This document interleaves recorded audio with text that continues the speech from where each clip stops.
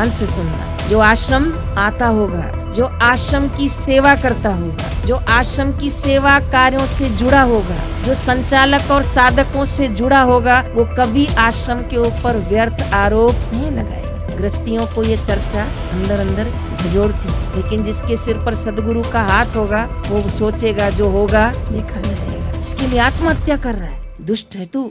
कई बार आश्रम में आके भी काम कर, ये द्रोही होगा, इसी ने कुछ किया होगा, यही नहीं चाहता बापू ठीक हो, तो का शादी के लिए पैसे नहीं, इसके लिए आत्महत्या कर रहा है। ऐसा ऐसा चित्र मोबाइल पे बनाते हैं, देख के हमको संकोच होता है कि क्या सोचते हैं, ये द्रोही है, ये ऐसा है, ये ऐसे मिला हुआ है, पैसे ले रहा है। इतनी गलत गलत सोच मत रहे। अब जैसी मति वैसी गति।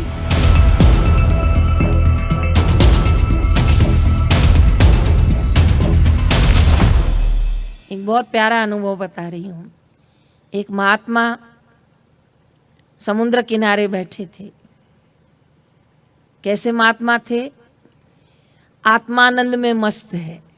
बोलो किस में मस्त है? समुद्र किनारे गए तो दो लोग लड़ रहे थे। क्यों? बोले तू मेरे लिए चने नहीं लाए, वो बोला तूने इसमें नींबू नहीं डाला है। वो कोई समुद्र पे लड़ता है, कोई घूमता है, कोई नाचता है, लेकिन ये महात्मा बैठे थे समुद्र आत्मानंद में मस्त। और एक ब्राह्मण वो दाएं बाएं देख रहा है, कोई नहीं है, और वो समुद्र में आत्महत्या करने आया है, क्योंकि उसकी बेटी की शादी है और उसके पास हाथ में कुछ नकद नहीं था जो बारात लेकर आई तो इसका स्वागत कर सकी। गृहस्थियों को ये चर्चा अंदर अंदर झंझोड़ती है। जिसको ज्ञान नहीं होगा ना, वो आत्महत्या का सोचेगा। जिसको ज्ञान नहीं होगा वो सोचेगा मेरी इज्जत का क्या होगा। लेकिन जिसके सिर पर सदगुरु का हाथ होगा वो सोचेगा जो होगा देखा जाएगा। जयराम जी की गुरु की कृपा मेरे साथ है, फिर डरने की क्या। और मैंने साधकों के अनुभव देखे, उनके घर की शादियां धूमधाम से गुरु कृपा से बढ़िया हो जाती।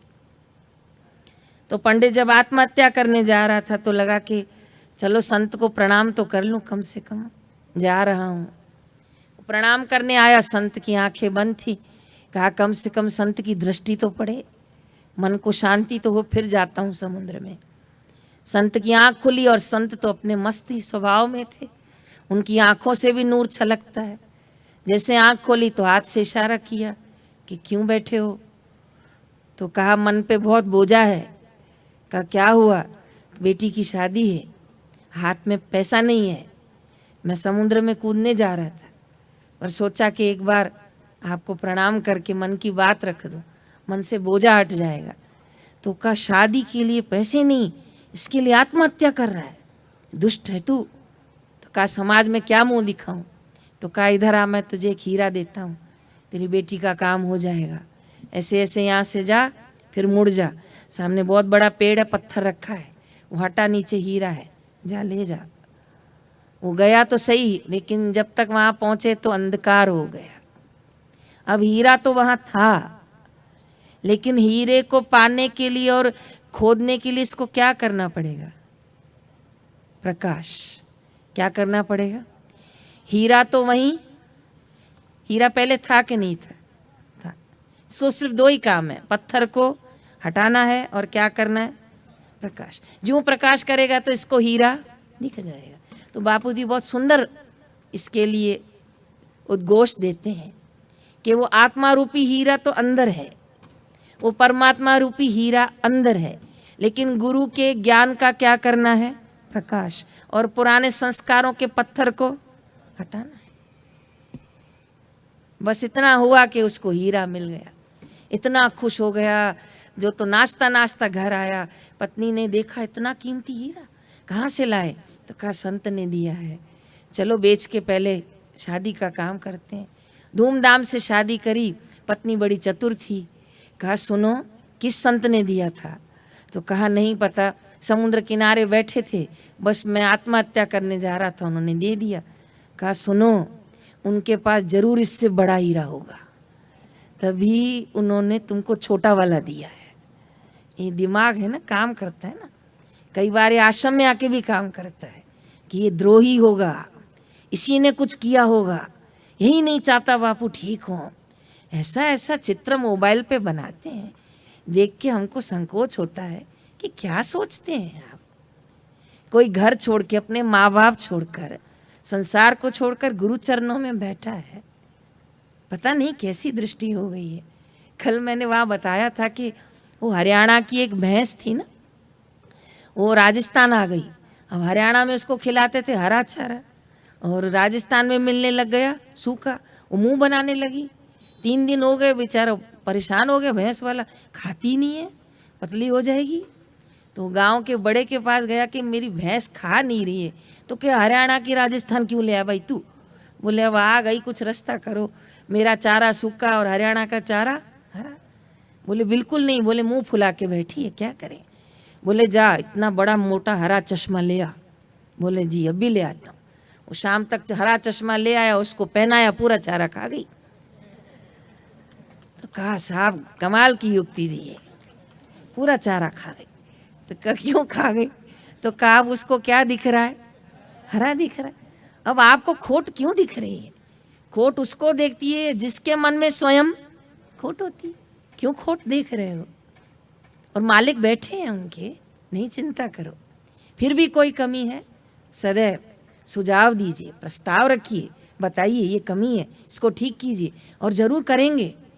पर इसका मतलब ये नहीं है कि ये द्रोही है, ये ऐसा है, ये ऐसे मिला हुआ है, पैसे ले रहा है। इतनी गलत गलत सोच मत रखिए जयराम जी की। तो उस माई को ऐसी सोच आ गई। कैसी सोच आ गई? कि तुम्हें पक्का छोटा दिया है और बड़ा अभी उनके पास है। अब जैसी मति वैसी गति। तो बोली मैं चलती हूँ आज, चल बड़ा वाला मैं दिलाती हूँ। तो चल, फल वल लेकर गए। संत वहीं अपने ध्यान में बैठे थे। उनको न लेना, बोलो उनको न लेना न देना। बहुत अच्छा है जिनको लेना देना नहीं है, बहुत अच्छा है। हमारे बम्बई में एक दुकान है, वो दुकान वाले के यहाँ लोग जाते ना तो खूब बातें करते हैं। तो वो क्या किया, ऊपर दुकान पे एक शब्द लिखवा दिया कि उसमें तुम्हारा क्या। बोलो तो उसमें तुम्हारा क्या। तो कोई ज़्यादा उससे बात करता है ना, तुम्हारा बड़ा बेटा कहाँ है, तो डंडा लेके बोलता है पढ़ो, ऊपर पढ़ो। तो बोलता है हाँ इसमें तुम्हारा, कोई बात नहीं मैं जा रहा हूँ। तो ज़्यादा उससे कोई बात ही नहीं करता है। तो जो व्यर्थ की चर्चाओं में उलझता है ना, समझना उसका ध्यान भजन कमजोर है। लेकिन आज मेरा वचन है आप लोगों को, जो आश्रम आता होगा, ध्यान से सुनना, जो आश्रम आता होगा, जो आश्रम की सेवा करता होगा, जो आश्रम की सेवा कार्यों से जुड़ा होगा, जो संचालक और साधकों से जुड़ा होगा, वो कभी आश्रम के ऊपर व्यर्थ आरोप नहीं लगाएगा, क्योंकि खुद आता है वो। ये कौन लगाता है आरोप? जो आश्रम नहीं आते, उनको पता ही नहीं है कि कैसे रहा जाता है। तो आखिर वो माता आ गई और संत तो अपनी मस्ती में बैठे थे। प्रणाम किया उसको और कहा ये कौन है? कहा स्वामी जी आपको धन्यवाद करने आई हैं, हमारी बेटी की शादी बहुत अच्छे से हो गई। कहा अच्छा फिर? कहा स्वामी जी ये कुछ कह रही थी। कहा बोलो बोलो क्या बोल रहे हो? कहा स्वामी जी ये कह रही है आपके पास जरूर बड़ा हीरा है, तभी आपने हमको छोटा वाला दे दिया। तो संत पेट पकड़ के हंसे। कहा तुम मेरे लिए क्या सोचते हो? कहा मैं नहीं स्वामी जी, ये बोली कि जरूर बाबा जी के पास कुछ और है। कहा अच्छा ऐसा है? तो कहा हाँ। कहा तुम गृहस्थी हो ना, तुम मेरे लिए इतनी ही सोच रख सकते हो। अरे मेरे पास कुछ भी नहीं है, और जो बड़ा हीरा है ना वो मैं तुमको दिखा नहीं सकता। कहा हाँ स्वामी जी ये बोल रही थी कि तुमको स्वामी जी ने बड़ा हीरा दिखाया ही नहीं है। तो कहा दिखा भी नहीं सकता, बता भी नहीं सकता। तो कहा स्वामी जी फिर कैसे होगा? तो कहा उसका नाम बता सकता हूँ। तो कहा स्वामी जी नाम बताओ। तो कहा उसका नाम संतोष है। मेरे पास जो हीरा है उसका नाम संतोष है। शिष्य निष्ठा से गुरु द्वार पे रहता है, ये उसको संतोष है। और गुरु उसके सिर पर हाथ रखे हैं तो गुरु को भी शिष्य के लिए संतोष है। ये डोर बंधे रहने दो। तो प्यार की डोर है, ये प्रेम की डोर है, ये समर्पण की डोर है, ये कृपा की डोर है, इसी से गुरु और शिष्य बंधे हैं, चाहे आप और मैं हो, चाहे बापूजी और आप हो, कोई भी हो, बंधा तो इसी डोर से है। जयराम जी की। तो कहा अच्छा स्वामी जी, उस हीरे का नाम ये है? कहा वही धन है मेरे पास, जिस धन को पाने के बाद मेरे को हीरे रखने की जरूरत। अरे तेरा पति मरने जा रहा था और मुझे किसी ने बताया था पेड़ के नीचे हीरा गड़ा है। मैंने कहा जा, इसका काम हो जाने दे।